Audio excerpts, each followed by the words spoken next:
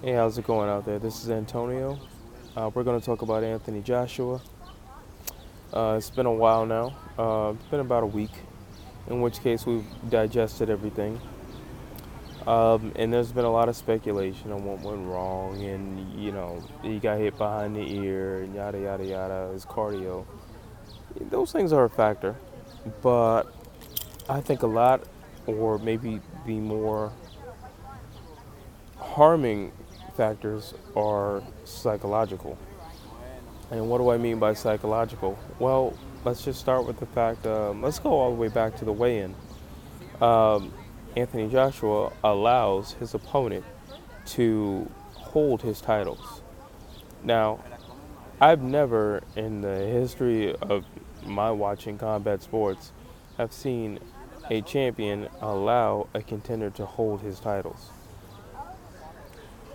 It's always a sense of pride, and this is mine, and you're not taking it. Not a sense of I currently have this and you could quite possibly be walking away with it. That would be the reason why you would allow him to take pictures with it. So I find that extremely weird. And I'm pretty sure I'm not the only one who found that weird. Um, what does that do for somebody when you're a contender and you're allowed to hold the titles? Okay, so the it's a strong analogy, but I do think the greatest analogy. Imagine a slave owner and imagine just being a slave. And the owner says, well, hey, these are your freedom papers. You know, I'm going to let you hold your freedom papers. Well, until that moment, freedom has been a concept. It's not like a real thing, it's a concept. He doesn't know what freedom looks like. Um, he doesn't know what it feels like, you know. But if he's allowed to hold the freedom papers, he not only knows what it looks like, he knows what it feels like. He knows what the parchment feels like. He knows what color the parchment is. Um, he knows how large the document is, whatever the case may be. He knows now. So now it's no longer a dream. It's maybe I can do this. You know, it's maybe I can do this. You know. Now let's think about it like this. Anthony Joshua, you're fighting this man. You don't, he's a contender. You're the champ. The last thing you want the contender to do is actually feel your title. Because now he's going to say, I remember what that feeling felt like when I held the titles and I took the pictures with the titles. And, when it was around my waist, and now you don't have it anymore. It's like, no, I want that feeling back. I want my kids to see me with these belts around my waist. Look what daddy did. Look what he accomplished. I want my wife to see me with this belt around my waist. Look, I always told you I was going to make something out of myself through this boxing thing, and I did so. So you don't want that. And I think Anthony Joshua hurt himself even probably the most by allowing this man just to sit up and hold his titles. Uh, Now let's get to the fight. You know, People are talking about, oh, he's out of shape and he looks like, a Greek god. Okay, yeah, he does look like a Greek god. But so you can't. So, but they're saying it in a sense of saying, well, this must be a fluke, because guys who look like that don't beat up guys who look like that. I don't know what world you live in. This is combat sports. Period. This is combat sports. This ain't basketball. This ain't football. This ain't baseball. This is combat sports. Anything can happen. And for you to think just because an individual doesn't look like he should win, you're bugging. There's no other way to put that. You have clearly lost your mind. Um, it wasn't a fluke. It wasn't anything like that. Honestly, when I'm looking at this, I'm seeing Jared Hurd and J. Rock Williams all over again. You just think he's supposed to win because he's never lost, and because he's bigger. If that's your reasoning, I don't think you understand boxing. This is skill. This is all about skill. Um, in which case, Ruiz showed skill. Ruiz dictated that fight. He dictated the pace of the fight. He dictated where they were going to fight. And he made Joshua do things he didn't want to do. Joshua was trying to go this way. Ruiz is like, no, I want you going this way. Joshua was like, oh, I'm going to lead by the jab. Ruiz is like, you can lead by the jab all you want, but just know after you jab, I'm going to return fire with 3 to 4 shots. So you can lead by the jab all you want. As a matter of fact, I welcome you leading by the jab. So I can follow up with these counter shots. And that's exactly what he did. And it was also the smaller Ruiz who was headhunting Joshua. It wasn't the other way around. Like, he's literally stalking him. Joshua is what, 6'5", 6'6", something like that. I mean, and you look at the stature of the two of them, and you shouldn't have this little man stalking you. And he's literally stalking him. I do feel like cardio was a problem as well. But you know, I think it was a lack of confidence, quite frankly. It was just like every time he did something, whatever he did, he got about 3-4 shots back. I'm not saying they were clean shots, but Ruiz was giving him something back. He was definitely giving Joshua something to think about. And I'm pretty sure we can all see he didn't like what he was thinking about when he was getting them shots back. He was getting return fire, and the return fire was heavy and it was fast. And I think it shocked him. I think a lot of things shocked Joshua. I think number one, it shocked him just how fast this little guy who doesn't have the greatest physique, how fast he is. I think it shocked him that this little guy was so ferocious.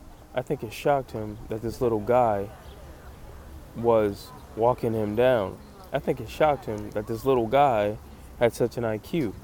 I think a lot of things shocked Joshua. And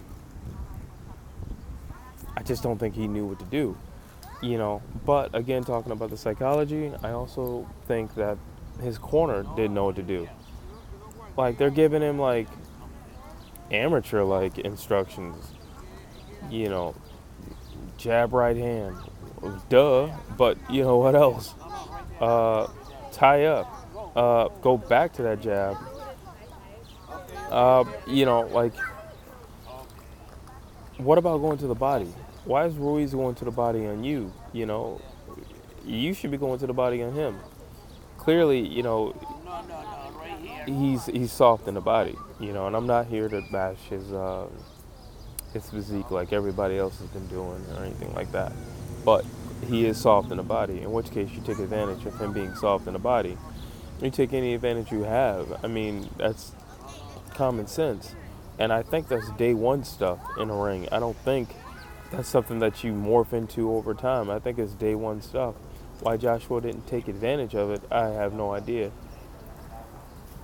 It could have been his height. Maybe he was just too big. And also, what I believe was just the speed and the power Ruiz.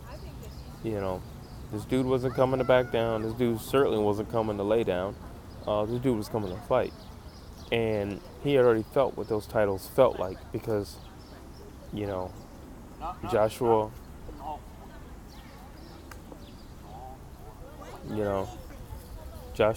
Joshua allowed him to hold him. So he knew what they felt like. It's one thing to know what something, to see something, and something else to know what it feels like. And he knew what they felt like, and he was going for it. He was going for it. I'd probably say from round one, it wasn't like I'm coming just to be a contender or I'm coming just to collect a check. It was like I'm coming to collect a check I'm coming to change my family's life. I'm coming to get those belts, you know. That's what it was. And he showed it. He showed it, you know. And I do think there was something that Paulie Malignaggi he hit on when it comes to Ruiz. I think just his calm demeanor outside of the ring made Joshua a little more at ease too. You know, because he is a nice guy. He's just a nice, laid back, calm individual. And I think when you're presenting yourself as this calm, laid back, calm individual, there's nothing alarming about that, and there's nothing defensive about that on the other guy's end. It's just like, okay, he's defensive, you know, like he's defensive. Okay, he's a cool guy. He's a nice guy, you know. I remember when Floyd Mayweather and Miguel Cotto they had their face off with Max Kellerman, and Floyd wasn't dumb. Floyd is not stupid. And they said, you know, Max asked Floyd about Cotto. He said, "What do you think of Cotto?" And Floyd said, "Don't let this fool you." He said, "He's quiet, but he's a silent killer." He goes, "A lot of killers are silent. They're quiet." He goes, "Just because he's quiet and he's silent and he's polite, I'm not going to be fooled by that. I know he's coming to kill me. I know he's coming to, you know, destroy me." And I don't think Joshua thought the same way. I think Joshua thought this guy's just coming to get his $5 million, and he'll ride off into the sunset. I'll make my big debut. Everything's gonna play out the way it's supposed to play out, and it's gonna be a you know, a beautiful night. I'm gonna make my splash in the U.S., and that's gonna be that. Wrong. He should have been looking at a silent killer. Floyd was like, he's a silent killer. The only difference between him and you know, like, only difference between him and maybe somebody like a Shane Mosley is Shane Mosley said he was gonna kill him. Cotto was just like, we'll see. You know, in which case he's just verbally not saying what you know he's thinking and feeling in his heart. I'm coming to kill you. He just didn't say it. You know, you had a guy like Conor McGregor who was like, I'm gonna take your head off. And then you got a guy like Cotto who's like, we'll see what happens in the fight. Or you have a guy like, you know, Manny Pacquiao who's like, oh, we'll see what happens in the fight. You think that makes them less killers? No. Ruiz is a killer. And he came in as a killer. I mean, his record didn't tell you anything. He's always been, you know, he's always been overweight. What? Now it means something? No, he's always been overweight. That's not new. You know what I'm saying? And he's had a lot of experience. He's got a deep amateur background. So for you to sit there and say these things, you're out of your mind.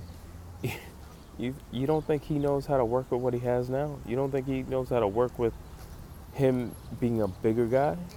He knows what he's working with, and he knows how to use it. And he's deceptively fast. Obviously, he's going to hit hard. I mean, once you exceed 200 pounds, wherever you hit, you're probably going to destroy it, you know, because you're over 200 pounds.